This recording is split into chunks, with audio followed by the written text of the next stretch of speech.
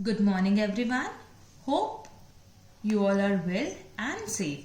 So as you remember that we had started our 9th chapter of first flight, that is Madam rides the bus, and on yesterday class we had continued the second part of the chapter. Okay, so we had started the second part, so today also we will continue it. Okay, so listen it properly. May we start now, madam? The conductor asked, smiling. Then he blew his whistle twice and the bus moved forward with a roar. It was a new bus. It's outside painted a gleamy white with some green strips along the sides. Inside, the overhead bars shone like silver. Directly in front of Wali, above the windshield, there was a beautiful clock. The seats were soft and luxurious. Again, in a sarcastic tone, the conductor seeks the approval of Madam. Madam means who? Means Wali. Approval of Madam before beginning the journey, and then blows his whistle twice to signal the driver to start the bus. The bus was new, as was evident from the overhead silver bars that were shining. There was a clock just in front of Wali, and the seats were extremely comfortable. The outside was painted in glowing white with strips of green along the sides. Wali devoured everything with her eyes, but when she started to look outside, she found her view cut off by a canvas blind that covered the lower part of her window. So she stood up on the seat and peered over the blind. Here devoured means read quickly and eagerly. Canvas, a coarse fabric, and blind, a partition. She quickly glanced at the who is she? Wali. Wali quickly glanced at the insides of the bus and turned towards the window to have a view of the outside, but couldn't have the complete view, for she was too short and the window's blinds were obstructing her view. Thus, she decided to stand up to be able to look properly. The bus was now going along the bank of a canal. The road was very narrow. On one side there was the canal, and beyond it palm trees, grassland, distant mountains, and the blue sky. On the other side was a deep ditch, and then acres and acres of green fields. Green, green, green as far as the eye could see. The bus was on a very narrow road.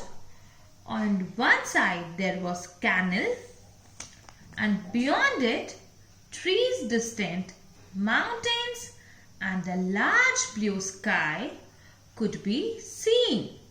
Whereas on the other hand there was greenery all around. Wherever you could see, there is all the greenery. Okay. Oh, it was all so wonderful. Suddenly, she was startled by a voice. "Listen, child," said the voice. "You shouldn't stand like that. Sit down." "Sit down?" She looked to see who had spoken. It was an elderly man who had honestly been concerned for her, but she was annoyed by its attention. Wali was enjoying a lot when suddenly someone asked her to sit down. While sitting down to see who told her so, she saw a person showing concern for her. Still in no mood of anyone's help or advice, it made Wali annoyed.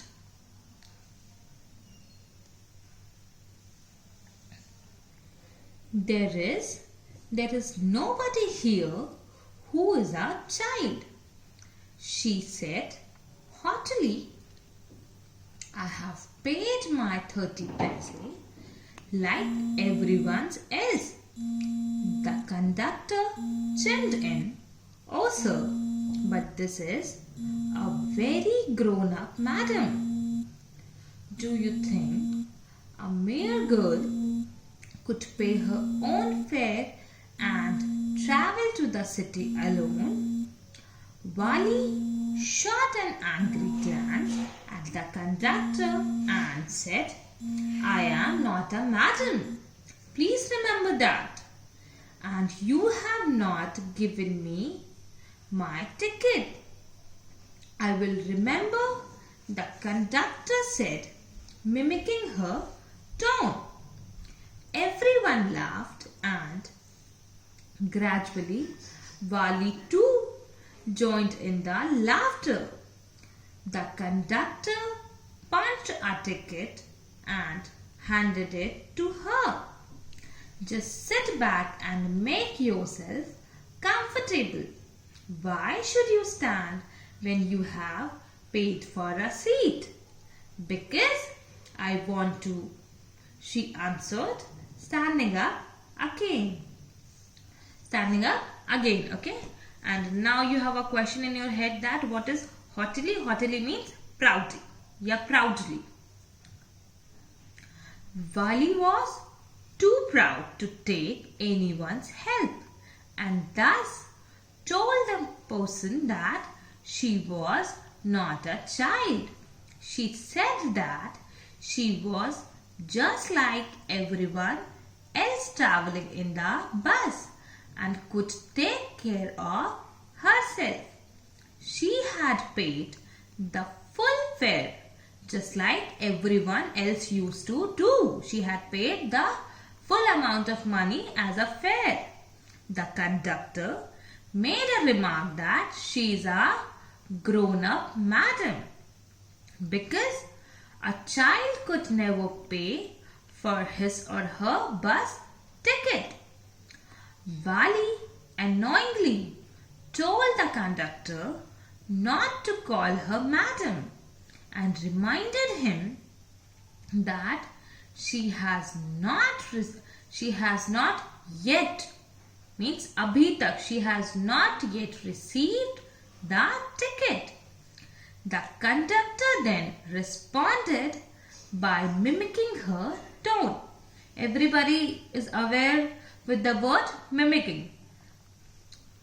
Mimicking her tone, thereby making everyone laugh. Mimicking means हम जैसे किसी की copy करते हैं तो उसके लिए mimicry use करते हैं ना. That's why here we used mimicking. Okay, so mimicking her tone, thereby making everyone laugh. Wali ended up laughing too. Wali also joined them for the laughter. The conductor then handed her the ticket and asked her, "Just sit back and make yourself comfortable. Why should you stand?" Why should you stand when you have paid for a seat? To which Vali proudly replied that she wanted to stand. That's why she was standing. She wanted to do, that's why she was standing in the bus. But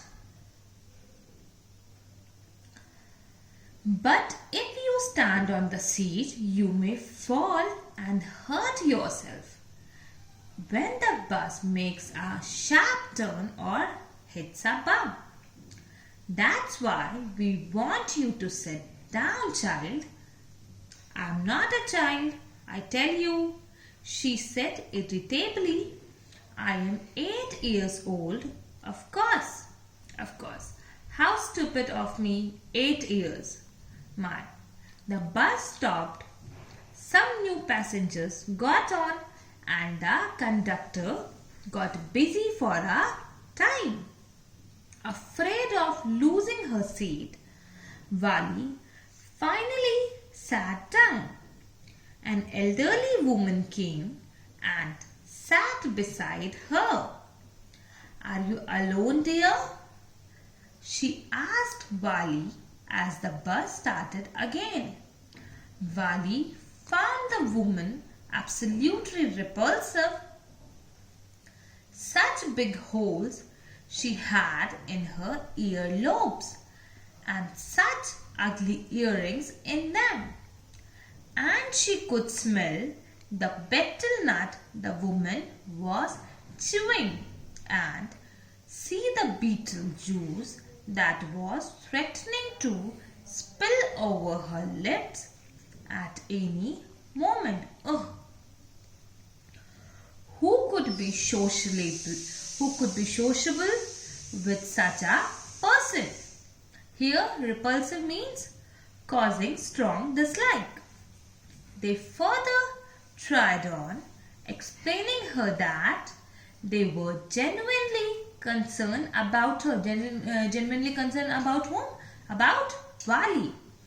And she may hurt herself if she continued to stand. If she continued standing in the bus, might be she would hurt herself. She again made it clear that she was 8 years old and hence not a child. The conductor didn't leave this chance to have a good laugh too. The bus stopped and more passengers boarded the bus, and in order to preserve her seat, she quickly sat down when an ugly woman sat near her. The lady was staring at Vali before asking her if she was all alone. Vali developed a strong dislike for the lady whose earlobes had big holes. She didn't like her earrings too, and looking at how she was chewing her betel nut, she was the last person Vali would like to socialize with. Yes, I am traveling alone, she answered curtly, and I have got a ticket too. Yes, she is on her way to town, said the conductor with a 30-paise ticket. Oh, why don't you mind your own business, said Vali. But she laughed all the same, and the conductor laughed too. But the old woman went on with her travel. Is it proper for such a young person to travel alone? Do you know exactly where you are going in town? What's the street? What's the house number? You needn't bother about me. I can take care of myself, Vali said, turning her face towards the window and staring out. Curtly means rudely brief or abrupt, and drivel means silly nonsense.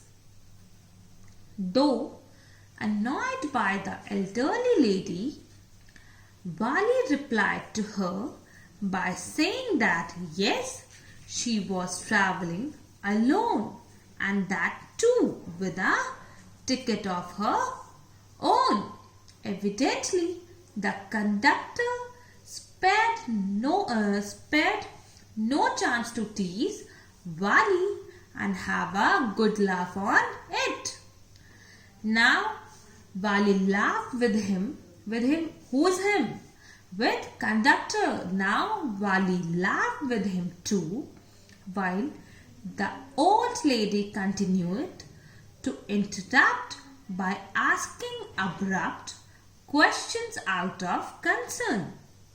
She was bothered about Wali's security and that if she could reach her destination safely all alone. Wali assured her that she can travel alone and started looking outside the window to avoid further conversation. Like this, today we have completed the second part, and on tomorrow I will start the third part. Okay, thank you class.